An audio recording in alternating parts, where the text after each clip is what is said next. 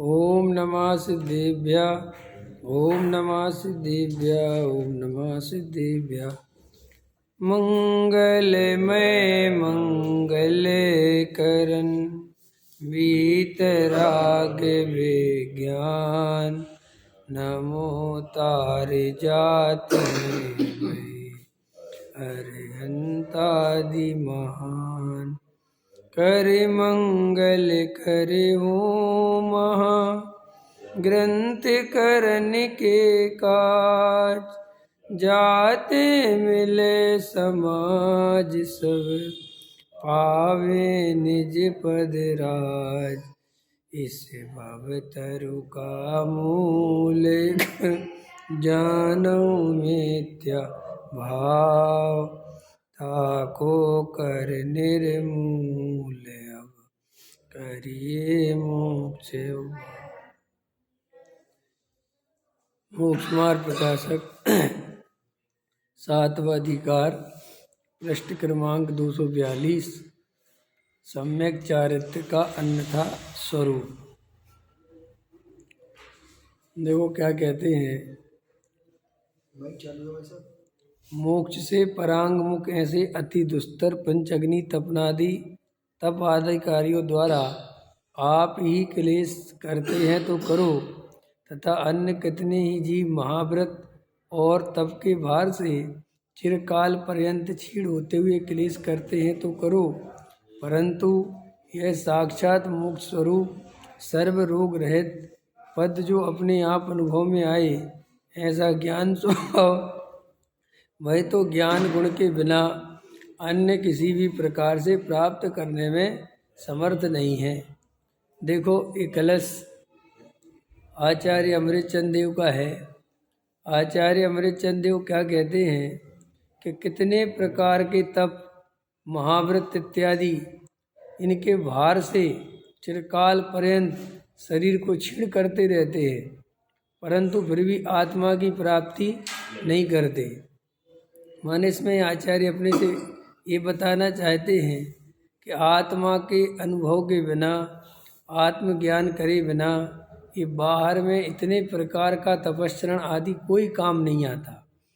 अब देखो प्रश्न ये है, अपने आप से प्रश्न करो कि एक तरफ बेचारा अज्ञानी जीव जिसे वस्तु स्वरूप पता नहीं है, फिर भी वो बेचारा मोक्ष पाने के लिए क्या क्या प्रयत्न करता है।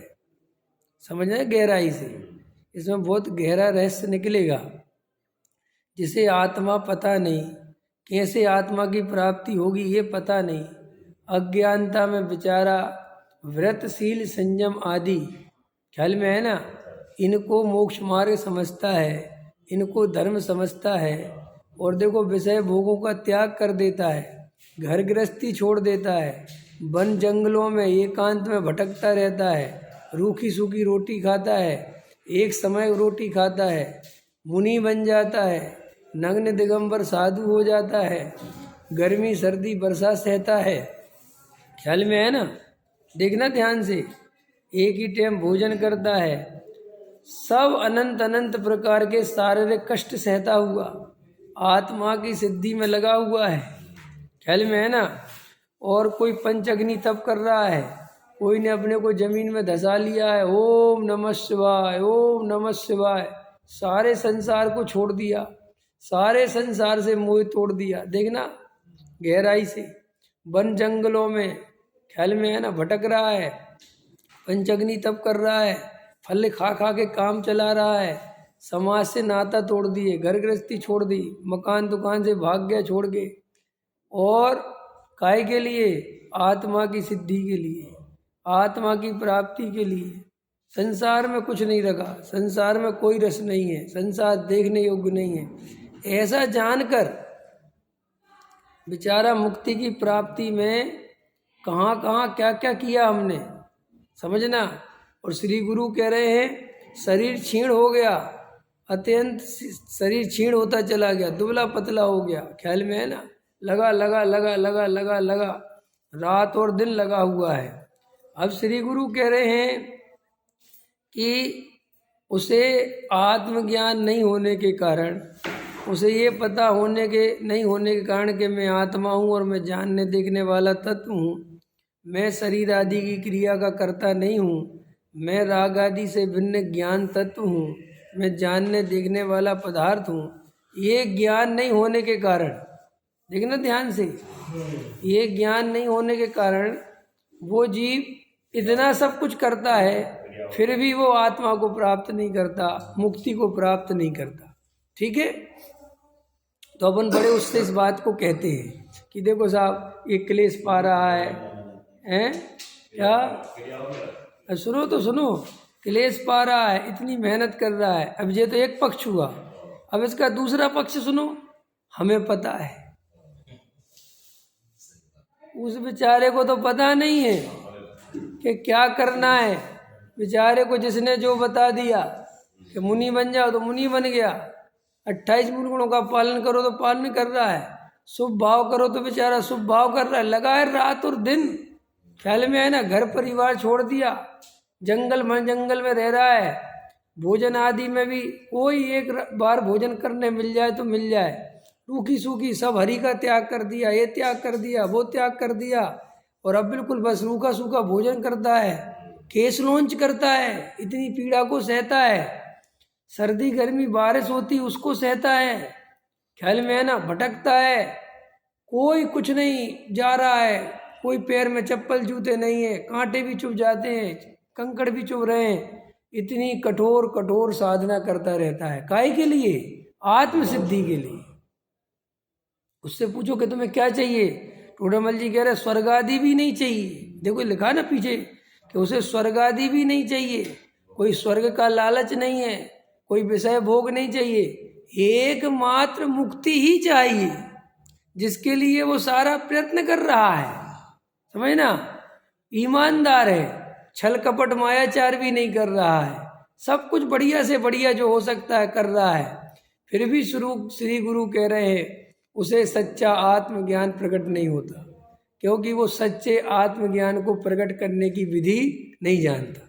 कितनी सी बात है, एक जरा सी विधि। अब देखना वो क्या कर रहा है, मुक्ति मार्ग के लिए इतना परेशान हो रहा है। अब अपने पे आ जाओ, हमें तो सच्ची विधि भी पता है, हमें तो सच्चा मुक्ति मार्ग पता है, हमें तो पता है ना कि आत्मा कैसे मिलेगा। क्या साहब, तुम्हें वन जंगल भटकने को भी नहीं कह रहे, तुम्हें 2 टाइम रोटी खाने को खूब खाओ, ये भी नहीं कह रहे कि रोटी छोड़ दो, ये भी नहीं कह रहे कि शरीर को तपाओ, क्लेश करो, कोई पंचअग्नि तप करो, कोई कपड़े उतारो, सर्दी गर्मी सहो, कोई कांटे चुभाओ, कुछ नहीं। ख्याल में है ना, मुक्ति का मार्ग क्या है कि अपने स्वरूप में जाना है, वेद विज्ञान करना है, तत्व विचार करना है, शरीर और आत्मा को भिन्न भिन्न जानना है। अब श्री गुरु कह रहे कि तुझे सब कुछ पता है, फिर भी हे ज्ञानी तू कैसा ज्ञानी है कि वो तो बेचारा अज्ञानता में इतना लगा हुआ है, और तुझे तो साक्षात मुक्ति का मार्ग पता चल गया, तो अभी तू विषय भोगों में लगा है, तो अभी तू 2 टाइम ध्यान नहीं कर सकता, 2 टाइम तत्व विचार नहीं कर सकता। वो बेचारे को पता नहीं है, समझ में आया, तो भी लगा हुआ है, कर रहा है। और तुझे पता होने पर भी, तुझे सब कुछ ज्ञान होने पर कि मुक्ति का मार्ग क्या है, तू दुकान नहीं छोड़ पा रहा। दुकान मतलब दुकान की आसक्ति नहीं छोड़ पा रहा, तू 2 टाइम धर्म ध्यान नहीं कर पा रहा, तत्व विचार नहीं कर पा रहा। ये भाई कैसा ज्ञान प्राप्त किया तुमने, काय का तुम्हारा ज्ञान? अरे ऐसा कोई ज्ञान नहीं है जो पता हो कि अमृत है और जहर है, फिर भी जहर पीता रहे। तो श्री गुरु कहते ऐसा ज्ञान क्या काम का। जब हमें टोडामल जी साहब मिल गए और टोडामल जी साहब कह रहे हैं कि भाई देखो तत्व विचार की महिमा, जो जीव तत्व विचार करते हैं, विरसशील संयम आदि भले ही नहीं करे, लेकिन तत्व विचार करें। कितने ही जीव तो विरसशील संयम आदि क्लेश रूप अनेक शारीरिक चेष्टाएं करते हैं, व्रत तप आदि बहुत करते हैं, लेकिन तत्व विचार नहीं करते, सो उन्हें आत्मा की सिद्धि नहीं होती। आचार्य अपने से कह रहे हैं। अब श्री गुरु साथ में ये भी कह रहे हैं कि तुझे तत्व विचार पता चल गया कि तत्व विचार करने से आत्मा की सिद्धि होती है, और फिर भी तू तत्व विचार नहीं करता, तो फिर तू कैसा मूर्ख है? नहीं समझ में आया? वास्तव में अगर भावना की तरफ से देखी जाए तो भावनाओं में तो वो तुमसे आगे है। कौन? वो मुनि, वो साधु, वो ब्रह्मचारी, वो तुमसे आगे निकल गया भावना में। ईमानदारी ब्रह्मचारी की बात, बेईमानों की बात नहीं कर रहा हूँ, तुम छल कपटियों की बात करो। जो यहाँ पे लिखा है उसकी बात, कि वो सच्चा बिल्कुल देखो लिखा, आप देखो, हाँ देखो पक्का द्रव्यलिंगी, ख्याल में है ना? वो बेचारा कितनी ईमानदारी से मोक्ष मार्ग चाह रहा है, लेकिन उसे मोक्ष मार्ग कैसे मिलेगा ये पता नहीं, और हमें पता है कि कैसे मिलेगा, और हम चाह नहीं रहे, हम कर नहीं रहे कुछ भी। तो ये किसकी गलती है? वो सुबह बेचारा 4 बजे से उठ के धर्म ध्यान, जब उसको पता नहीं कि धर्म ध्यान करना कैसे है। ध्यान देना, वो तो अपनी क्रियाएं समझ के कि एक साधु को 4 बजे उठना चाहिए, तो बेचारा 4 बजे उठ जाता है, सामायिक करता है, नमोकार मंत्र पढ़ता है, पूरी जो मुनि की क्रियाएं उनका पालन करता है, क्योंकि उसको शास्त्रों के अनुसार जैसी ईमानदारी से क्रियाएं लिखी हैं वो वैसा करता है। लेकिन आत्मज्ञान नहीं है उसे, तो उसका वो सारा जीवन उन क्रियाओं में जाता है। अब तुम्हें और हमें पता है, हम तुमसे ये भी नहीं कह रहे कि 4 बजे उठो, हम तुमसे ये भी नहीं कह रहे कि तुम पागलों की तरह लगो, हम तो तुमसे कह रहे कि जितने बजे उठो उतने ही बजे तत्व विचार करो, क्योंकि तुम्हें पता तो है, तुम उसमें भी राजी नहीं हो। कह रहे साहब हमारी 8 बजे के पहले नींद, कोई बात नहीं, हम उसके लिए तैयार हैं, लेकिन तुम 8 बजे उठ के फिर ये तो मत करो कि उठे 8 बजे कि साहब तो मेरी दुकान का टाइम हो गया, अब तो मुझे दुकान जाना। अरे भैया 8 बजे उठे थे तो अब 8 ही बजे से, अब 1 घंटे धर्म ध्यान करो, तत्व विचार करो, अब जब जाना 11 बजे दुकान पे। नहीं समझ में आया कि शाम को भैया तत्व विचार करो, कि नहीं शाम को तो सामने दुकान रहती। तो भैया फिर तुम कैसे कहते हो कि मैं मोक्ष मार्ग चाहता हूँ? तुम जब मोक्ष मार्ग के लिए इतना सा भी समर्पण नहीं करना चाहे, वह बातें सीख ली हैं। बातें कौन सी सीख ली हैं? बोलो बातें जो सीख रखी हैं, जो सिखा दी गई हैं तुम्हें, और तुमने बहुत अच्छे से उनका बढ़िया समझ लो ग्रहण कर ली हैं, क्योंकि वो बातें तुम्हारे काम की थी। आलसी आदमी के लिए ये बहुत काम की बात है कि तुम करने धरने वाले नहीं हो। ये बातें 2 तरह से समझना, इन बातों की 2 तरह से कीमत समझना। गजब बताता हूं तुम्हें, समझो मेरी उदाहरण देके समझो तो समझ जाओगे। एक वो विद्यार्थी है जिसने परीक्षा आने के पहले पूरी तैयारी कर ली है और A to Z याद कर लिया है, और वो हाथ पे हाथ धर के शांति से बैठा है। और एक विद्यार्थी वो है जिसने साल भर कुछ पढ़ाई नहीं करी, समझे, और वो भी हाथ पे हाथ धर के बैठा है, और टीचर तभी या कोई समझाता है कि जो होना है सो निश्चित है। ख्याल में आया कि नहीं आया? तू कौन करता है? अरे तेरे भाग में पास होना लिखा होगा तो पास होगा, और तेरे भाग में फेल, वो कहता वेरी गुड। इससे बढ़िया बात नहीं हो सकती। कौन कह रहा है? ये जिसने कुछ नहीं पढ़ा, और जिसने पढ़ा है वो भी कह रहा है बिल्कुल ठीक, परीक्षा फल तो सही मिलता है। वो कहता है वेरी गुड, ये भी ठीक। ख्याल में है ना? वो भी कहता है पढ़ने वाला कि बिल्कुल ठीक, लेकिन उसने पढ़ाई करके किया कि ठीक। श्री गुरु कहते हैं तू किसको ठग रहा है? तू किसको बता रहा है ये बात है कि जो होना है निश्चित है? हाथ रख हृदय पे, यही सत्य है, यही तुझे स्वीकार है कि दूसरे का बेटा मरता है तो कहता है जो होना है सो निश्चित है, और जब खुद के बेटे को जरा सा कांटा लग जाए तो ना सर्वज्ञ याद आते हैं, ना मंदिर याद आता है, ना पूजा याद आती है, ना वो लाइनें याद आती हैं। किसको मूर्ख बना रहा है? किसको पागल बना रहा है? अरे जब दूसरे का बेटा मरता है ना, तब ये कहना बहुत आसान है कि भगवान को जो मंजूर था, सर्वज्ञ ने जो देखा था, अरे भाई आयु कर्म के आगे किसकी चलती है? बहुत आसान है, सब बोलते हैं। जब खुद का मरता है तब क्यों नहीं बोलता? तब क्यों तो नहीं सहज नहीं रहता? तब रहे उतना ही सहज। मैं देखता हूँ सहजता, जब खुद के शरीर में कुछ हो तो लाख उपाय करता है। समझ में आया? तब क्यों नहीं रहते सहज? छोड़ो, कोई जरूरत नहीं है। क्यों? और जब दूसरे का है, अरे साहब कुछ नहीं रखा। जगत याद रखना, जो सच्चा आत्मज्ञानी पुरुष होगा, जो सच्चा आत्मार्थी होगा, जिसने वास्तव में आत्मानुभव किया होगा, वो सबसे ज्यादा जोर इस बात पे देगा, चाहे कोई भी प्रसंग हो, वो यही कहेगा कि भाई जगत की क्षणभंगुरता को पहचानो, नश्वरता को पहचानो और आत्मा का अनुभव करो। उसकी हर बात में यही प्रेरणा होगी कि आत्मा का अनुभव करो, और कुछ नहीं रखा जगत में। कैसा? वो तो जब होना होगा होगा। अरे भाई, जब होना होगा तब होगा। ये बात तुम लाते क्यों हो? क्यों लेके आते हो? पता है ये बात हम क्यों लेके आते हैं? आज तक कोई बात दुकान में लेके नहीं आता, घर गृहस्थी चलाने में लेके नहीं आता कि जैसे चलनी होगी चलेगी। पत्नी बाजार जावे तो 10 दफे पूछे क्यों जा रही हो।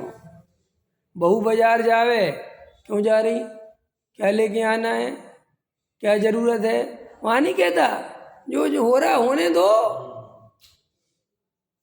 वहां एक एक बात की खबर रखता है, एक एक चीज। सो वहां कहता है कि मेरे चारित्र मोह का उदय है। वहां क्या कहता है? मेरे चारित्र मोह का उदय है। और जब आत्मानुभव की बात करो, वेद ज्ञान की बात करो, तो कहता है वो तो जब होना है सुनिश्चित है। गजब है साहब, ये कौन सी पढ़ाई है? ये किसने पढ़ाई तुम्हें? यही तो पढ़ाई है, और यही पढ़ के सेठियों को मजा आ रहा है। ख्याल में आया ना? कि क्यों? कि ये बहुत अच्छा बता दिया, हमें तो कुछ करना नहीं, हम तो कुछ करता नहीं, अपनी पर्याय खिसका भी नहीं रखते। जो आनी, अरे भाई ये बात तुझे समझ में आ गई, ये बात तुम्हें समझ में आ गई? हाँ मुझे समझ में आ गई। अरे समझ में आ गई होती, श्रद्धान हो गया होता, तो तुझे अभी सल्ल पड़ी रहती, समाज की सल्ल पड़ी रहती, दुनिया की सल्ल पड़ी रहती। कैसी बातें करते हो? आनंद चलता, मस्ती चलती, आत्मानुभूति होती। ऐसा 3 काल में संभव नहीं है जिसे ऐसा समझ में आ जाए कि मैं एक समय की पर्याय का भी करता नहीं हूँ, एक समय की पर्याय में फेर फार नहीं कर सकता। अरे रागादि मेरे से भिन्न है, ये राग की पर्याय भी मैं नहीं कर सकता।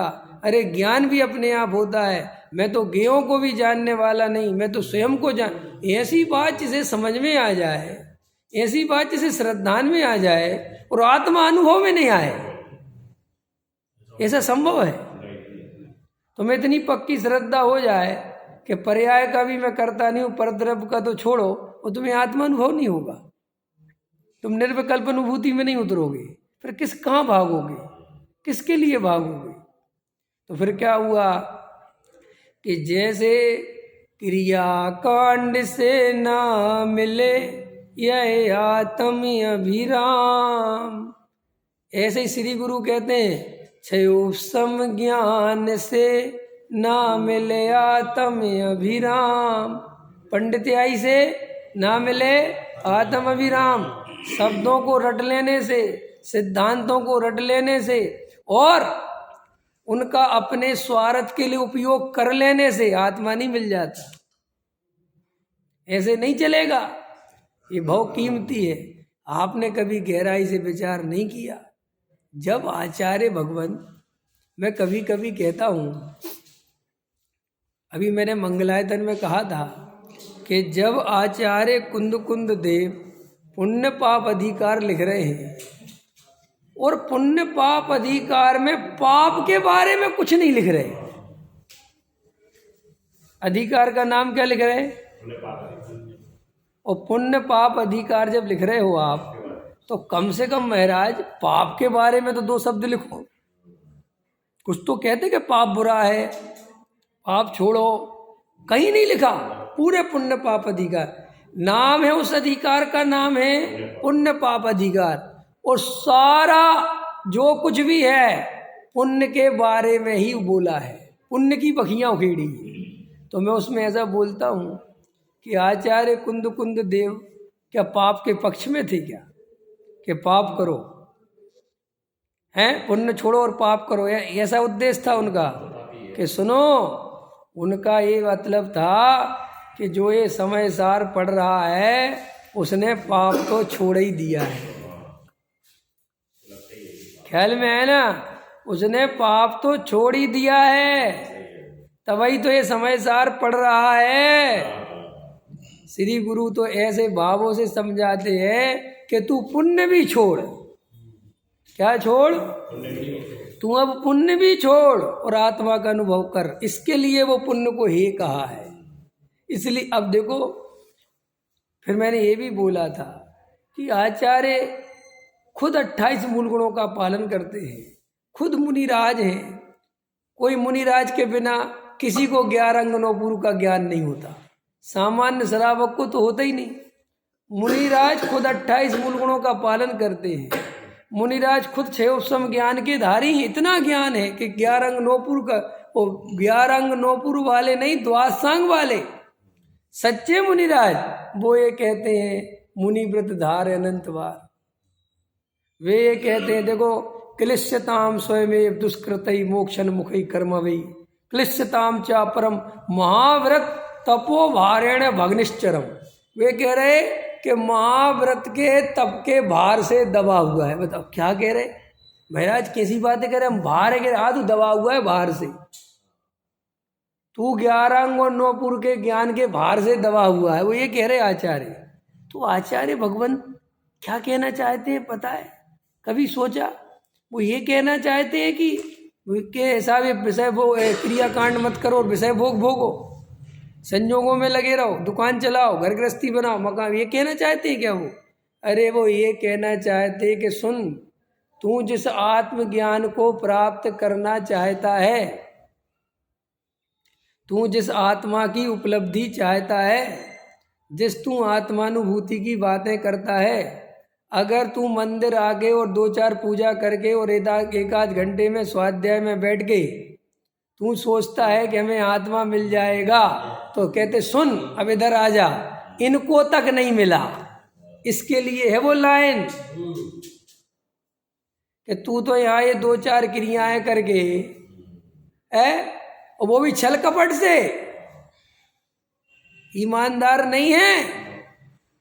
अगर हिंदुस्तान में 100 आदमी क्रियाएं कर रहे हैं, धार्मिक क्रियाएं, तो उसमें से 99.99 बेईमान है। बेईमानी का अर्थ वो मत लेना, बेईमानी माने मायाचारी है अंदर। जिस ईमानदारी की यहाँ चर्चा कर रहे टोडामल जी, वो ईमानदारी भी नहीं है। जिस व्रतशील संयम आदि से जीव स्वर्ग जाता है, बेव्रतशील संयम आदि भी नहीं है, क्योंकि उनके लिए जितनी ईमानदारी चाहिए वो भी नहीं है। अब सुनना ध्यान से, गहराई से।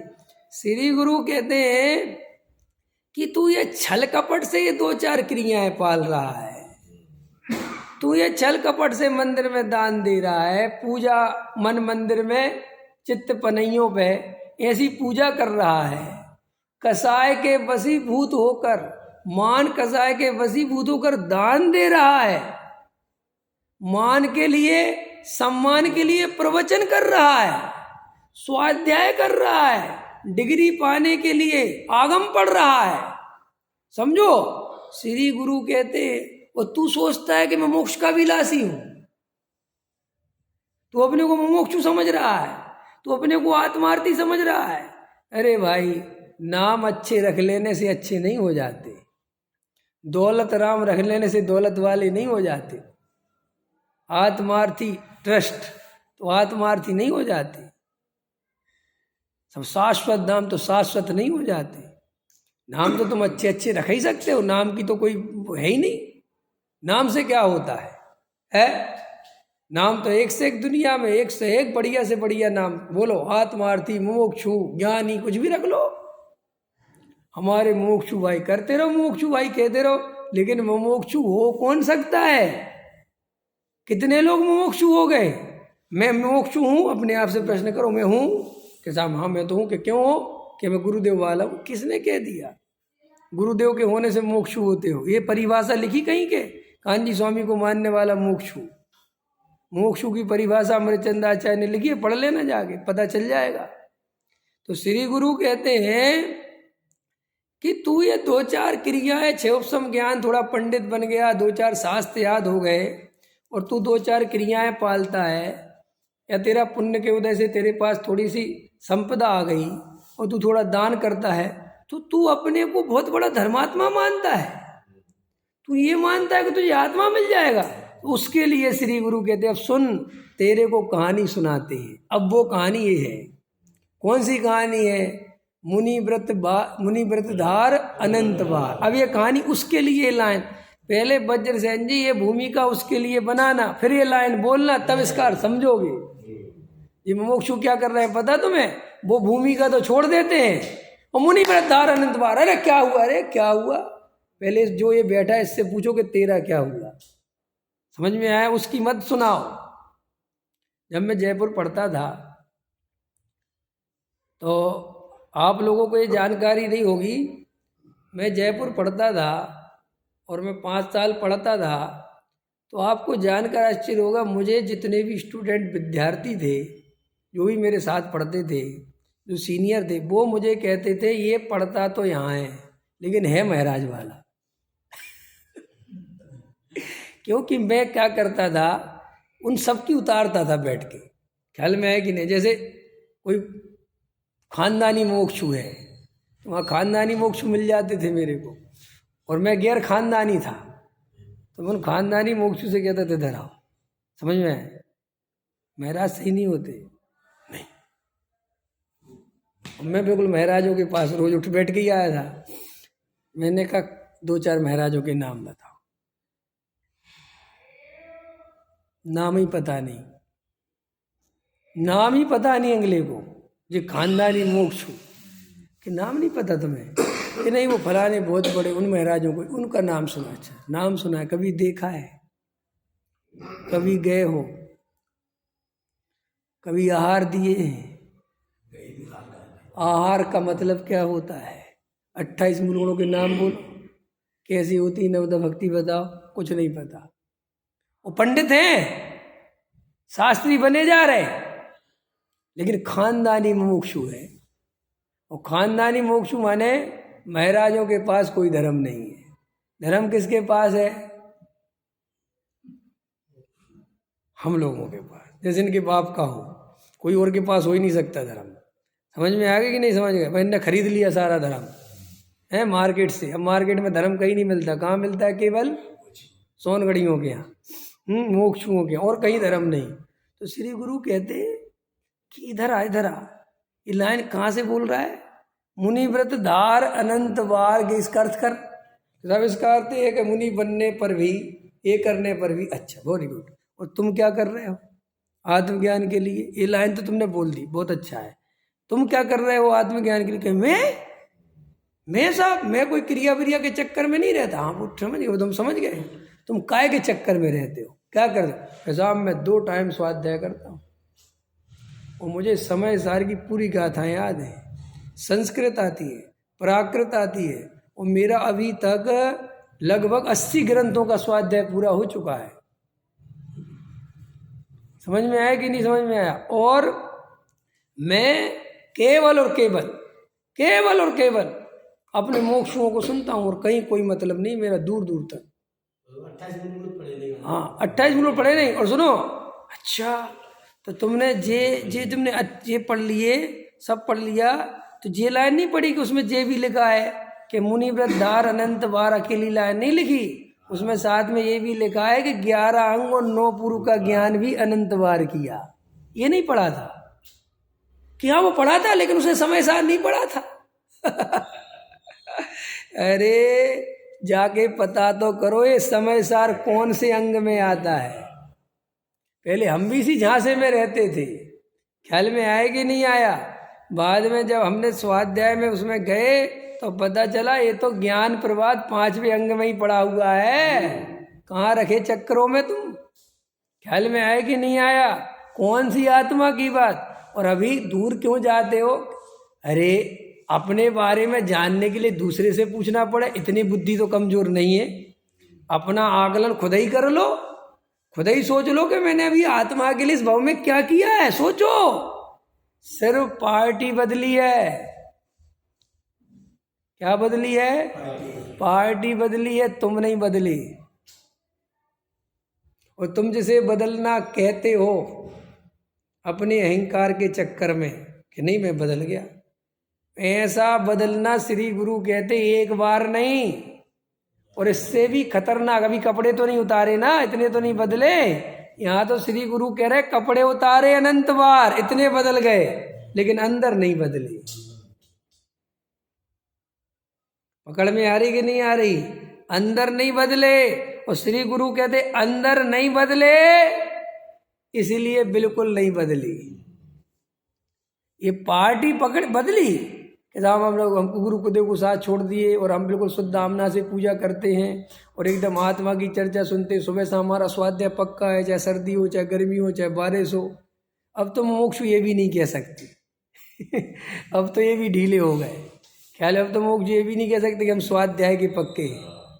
अब तो वे स्वाध्याय के भी पक्के नहीं रह गए, अब तो वे बातों के पक्के हैं। कौन सी बातों के? कि तुम जैसी बात पूछोगे उसका जवाब रेडी है।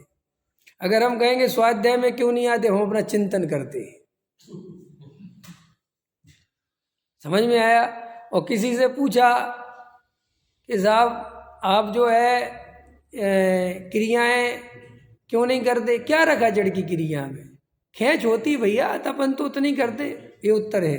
कोई करता है, उससे कहा कि तुम इतना क्यों करते हो? अरे भाई साहब क्या बात करते हो, सच्चा मोक्ष तो वो ही है जो क्रियाएं करे ना। क्या कि अरे भाई साहब बैलेंस होना चाहिए, सबके सब उत्तर तैयार है।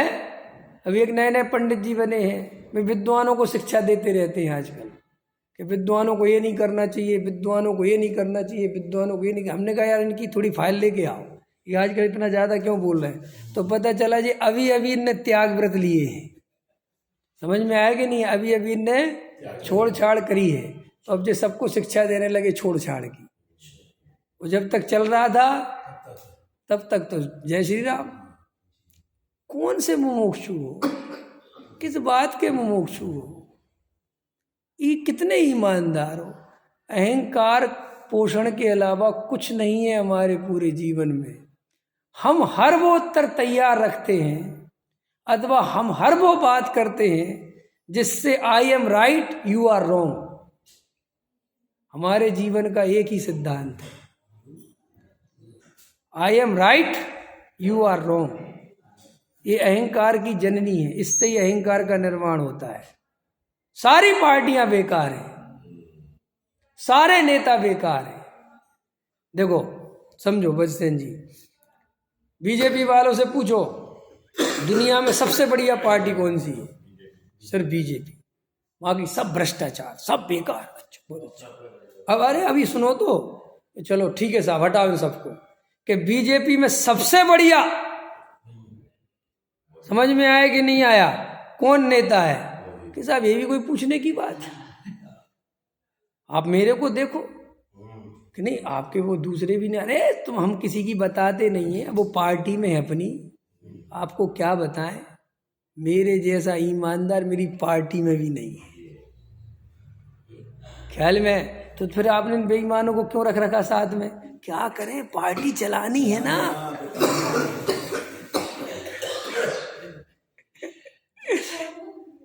आप समझ रहे हो ना मेरी बात? इस जगत में आप देखोगे कि अहंकार के पोषण के अलावा कुछ भी नहीं है।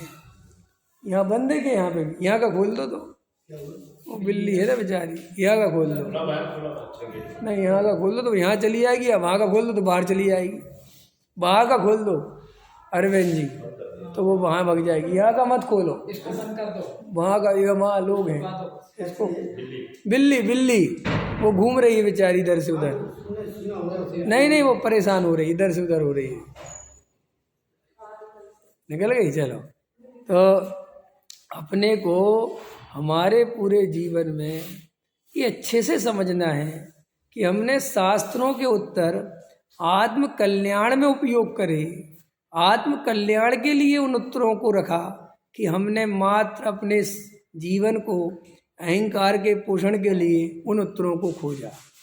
हमारे अंदर अगर विषय भोग कसाय के राग पड़े हैं तो हमने चारित्र मोह का उत्तर रट रखा है, और अगर हमने त्याग कर दिया है तो हमने फिर उसी को हाईलाइट कर दिया है कि त्याग, देखो भाई ये बात सही है, त्याग नहीं कर सकता कोई द्रव्य, कोई किसी का करे, बात सही, लेकिन भूमिका के अनुसार।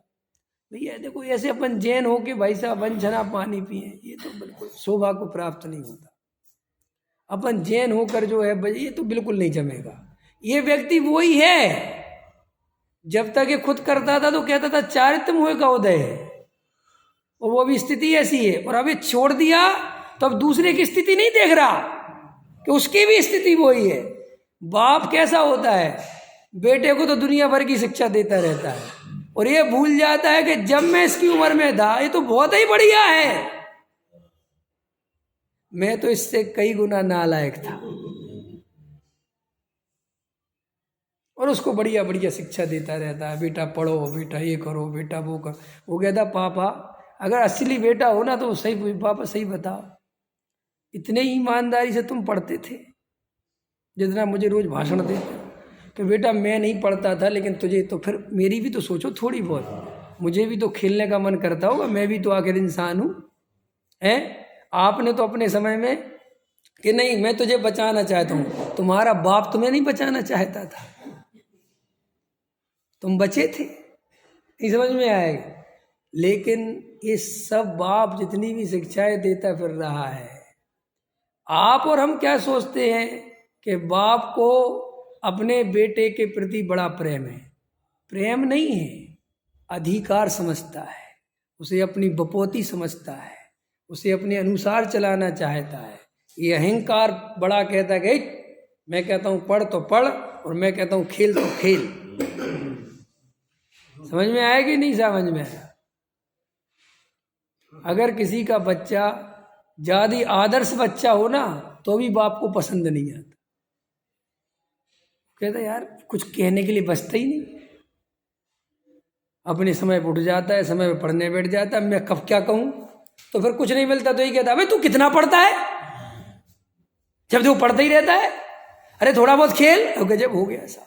क्योंकि वो तो किसी ना किसी, जैसे सास होती ना, अगर बहू ज्यादा काम करे तो ये कहती है कि तू इसलिए ज्यादा काम करती है कि मैं साइड में हो जाऊं, मेरा कुछ भी ना रह जाए, और तू ससुर का मन जीत ले और सबका। समझ में आया ना?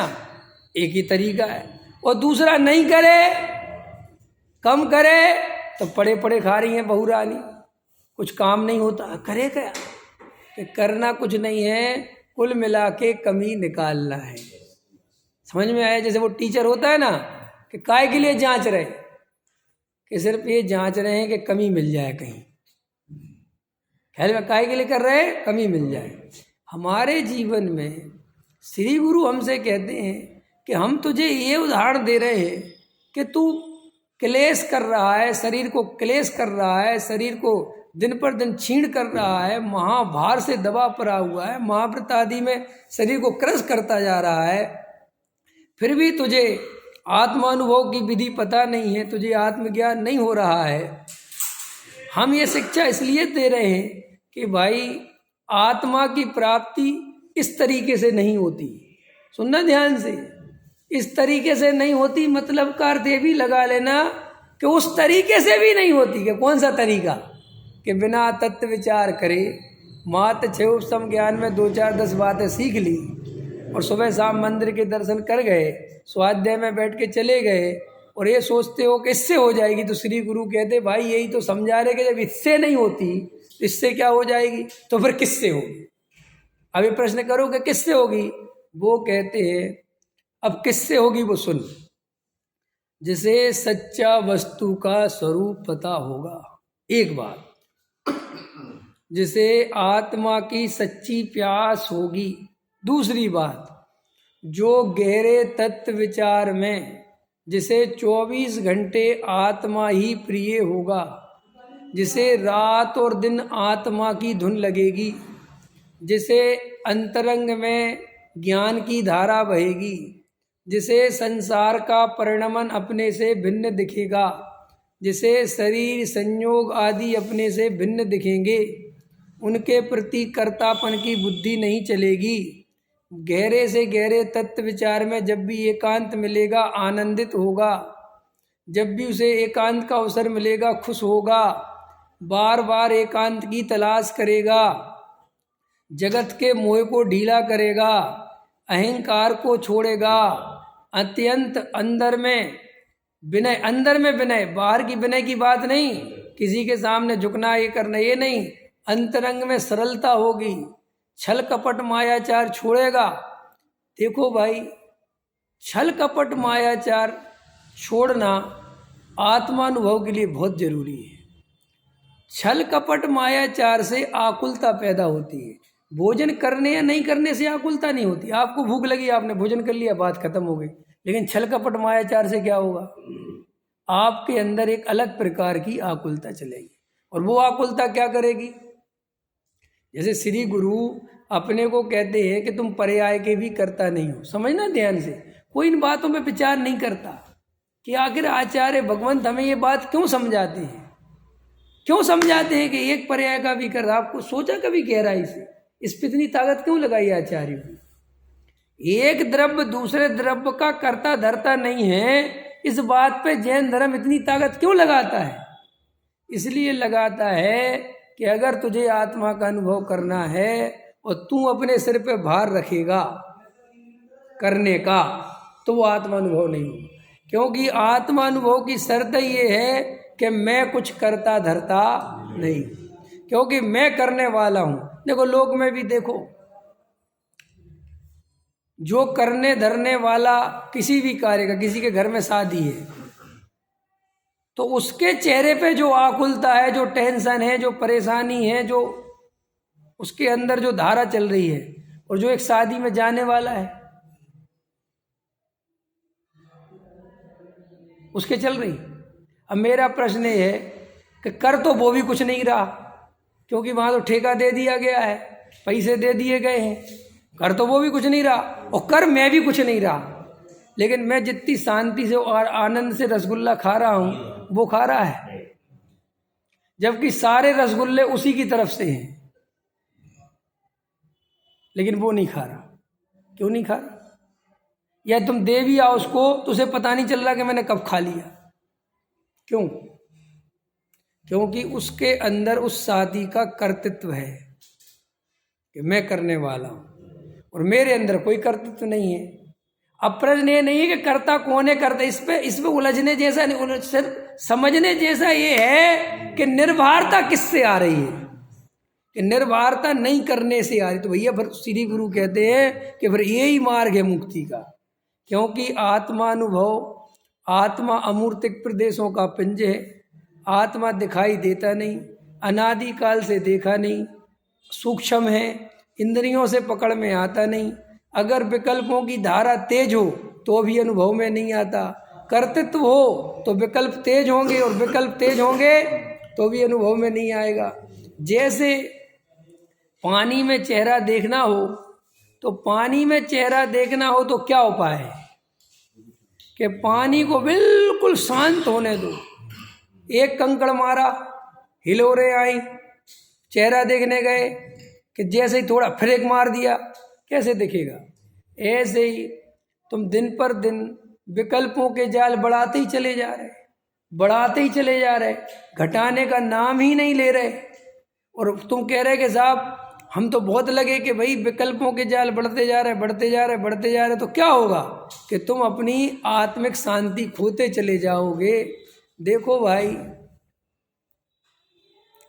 मैं 1000 दफे ये बात कह रहा हूँ, पीछे भी मैंने एक प्रवचन में भी कही है कि आत्मानुभव अभी कर लोगे तो कर लोगे, बुढ़ापे में मरते समय अगर उसका इंतजार चल रहा हो कि अभी मैं थोड़ा काम कर लूँ, मुझे तत्व ज्ञान तो है ही, मुझे वस्तु स्वरूप पता तो है ही, और जब मैं पूरी तरह शिथिल हो जाऊंगा, इंद्रियां कमजोर पड़ जाएंगी, तो मैं फिर तो अपनी आत्मा में, कई लोगों ने ऐसी प्लानिंग कर रखी है, बस कुछ साल और काम कर ले उसके बाद हम तो बिल्कुल भाई साहब सोनागिर चले जाएंगे, मथुरा जी चले जाएंगे, सम्य शिखर चले जाएंगे और बस शांति से बैठ के बस, अरे भाई कौन को, ये मन तुम्हारा तुम्हें बहला रहा है, ये मन तुम्हें आशा दे रहा है।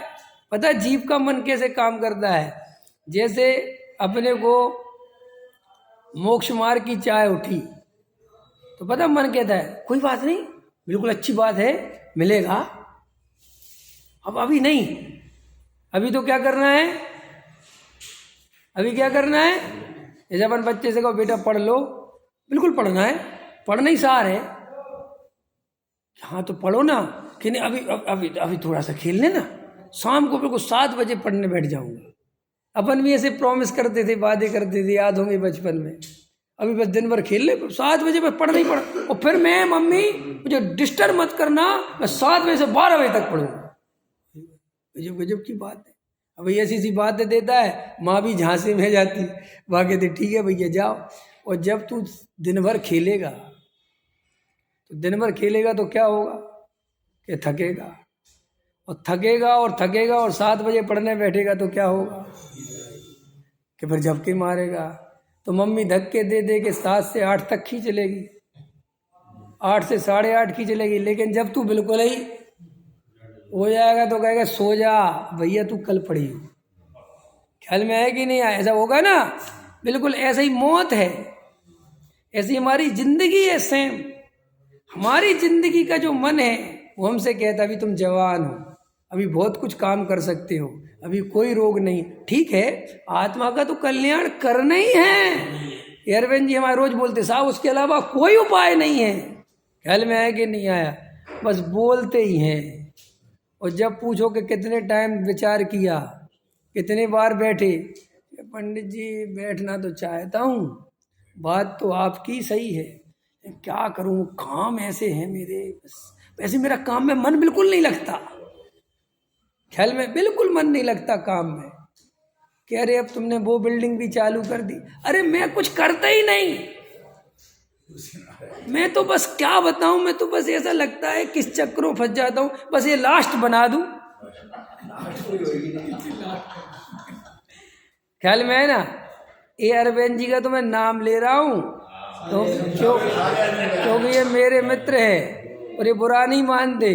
वहाँ की ये सारी दुनिया में अरविंद भरे पड़े हैं, जगह जगह अरविंद, जगह जगह जगह जगह चल रहा है यही दिमाग में। पंडित हैं, पंडित भी भाषण दिए जा रहे हैं, दिए जा रहे हैं, दिए जा रहे हैं, दिए जा रहे हैं, और कोई गैर विचार करने को राजी नहीं है। वे वो तरफ का भाषण दे रहे हैं जो त्याग वृत्ति क्रियाओं में लगे हैं कि ये करो, ये करो, ये करो, ये करो, ये करो। और एक नए तरफ के, दूसरे तरफ के पंडित हैं, वे कहते पढ़ो पढ़ो, मैंने नियम सार पढ़ा, भाई वो नियम सार ही पढ़ो, सब पूरी दुनिया नियम सार पढ़ो क्योंकि मैंने नियम सार पढ़ लिया। कोई कह रहा प्रवचन सार पढ़ो, उसी में सब कुछ है, बाकी सब बेकार। ये समझते हो आप? हमने जो करा, हम ग्रंथों तक में भी हमारी हालत है कि अगर हम कोई ग्रंथ पढ़े तो हम सारी दुनिया को वो ग्रंथ पढ़वा दें, भाई ये पढ़ो बस, इसके अलावा सब बेकार है। कमाल है। कई लोगों को लगता है मोक्ष मार्ग बस जैसे समझे, जो त्याग व्रत में बढ़ गए ना, वे कहते भैया त्याग व्रत करे बिना मोक्ष मार्ग नहीं। कोई जो स्वाध्याय आदि कर लेते ना, वो कहते भाई साहब जितना तुम्हारा स्वाध्याय होगा, शास्त्र याद होंगे, गाथाएं याद होंगी, उतना चिंतन बढ़िया होगा। कई लोग कहते हमारे 47 शक्ति पट, हम ये नहीं कह रहे, हम तो सिर्फ ये कह रहे हैं हम किसी पे भार न ला दें। आप हमारे अनुसार विवेक कुमार को जैसे बात समझ में आती है, पंकज जी को वैसे ही बात समझ में आए, नथिंग। मेरा जैसा तत्व विचार में मन लगता है, तुम्हारा नहीं, ये गलत बात है। मैं सिर्फ ये कहना चाहता हूँ, ये बात मैं नहीं कह रहा हूँ, ये मेरी बात नहीं है, ये अमृतचंद भगवान की बात है। कथमपि मृत्वा तत्व को तू हलीसन। हमें इससे मतलब नहीं है कि तुम कैसे तत्व को प्राप्त करोगे, हमें इससे मतलब है कि तुम तत्व को कैसे भी प्राप्त करो। मैं शाम को तत्व विचार करता हूं तो तुम शाम को करो, नथिंग।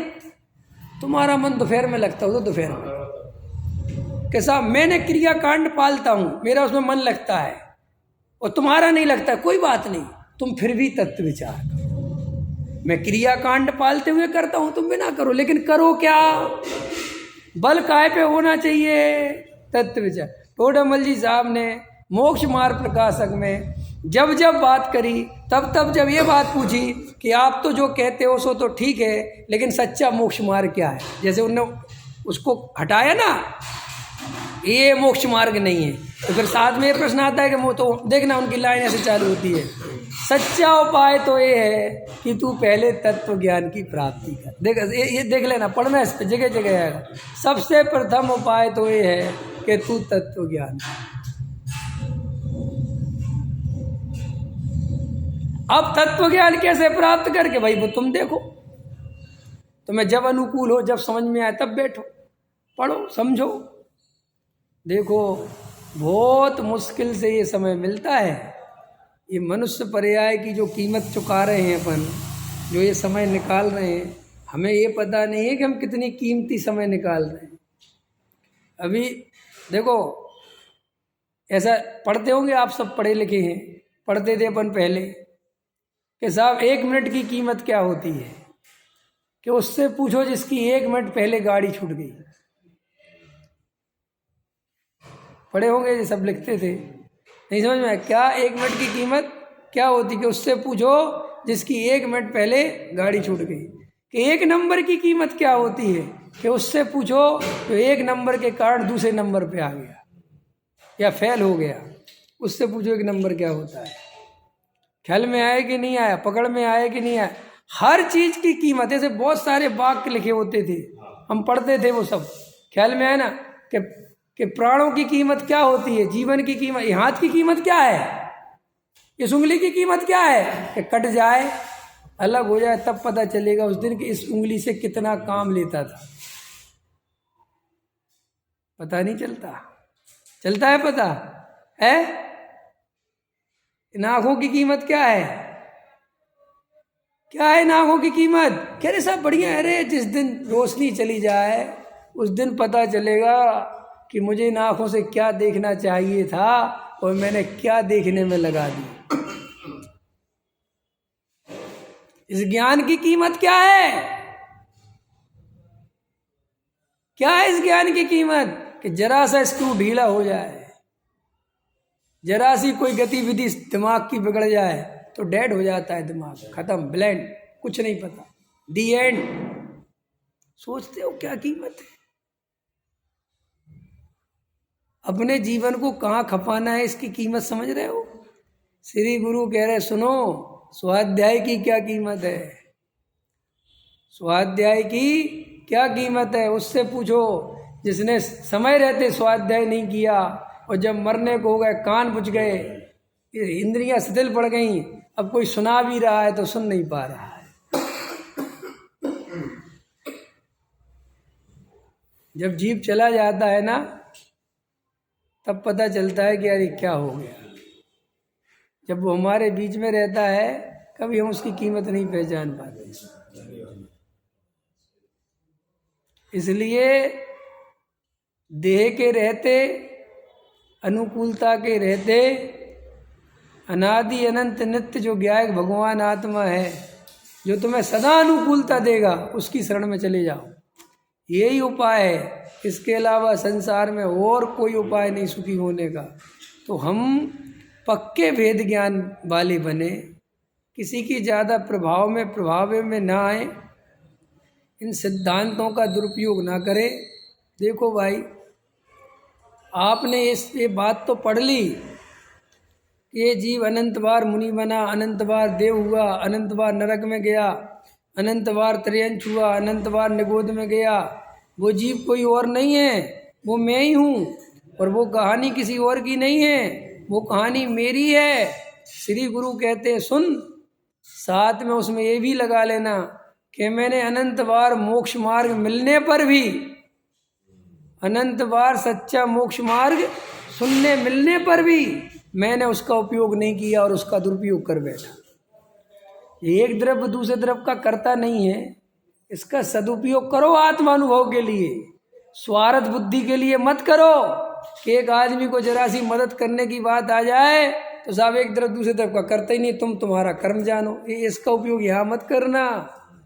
मदद करना किसी की कर सको तो, भला करना कि साहब कोई भला करते ही नहीं, कि बुद्धि मत रखना, करते तो बुद्धि मत रखना, लेकिन ऐसा मत करना कि अपने बेटों के लिए करोड़ों रुपए छोड़ के जा सकते हो, उनके लिए मरे जा रहे हो, वो 10 करोड़ का खर्च करे तो भी खुश होते हो, और एक बेचारे साधर्मी को 10 रुपए की मदद पड़ जाए तो कहते हो एक तरफ दूसरी तरफ का करता नहीं है।